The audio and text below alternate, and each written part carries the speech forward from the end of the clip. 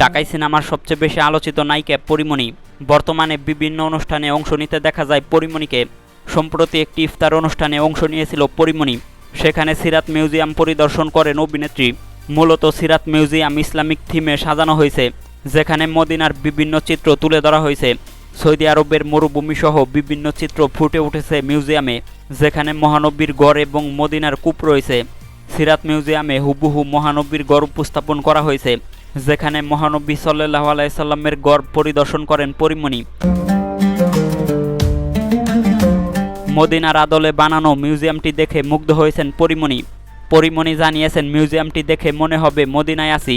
তবে মহানবীর গড় পরিদর্শন করায় পরীমণির সমালোচনা করছেন অনেকেই বলছেন পরীমণিকে এসবে মানায় না। আবার অনেকেই প্রশংসা করে পরীমণির জন্য দোয়া করছেন।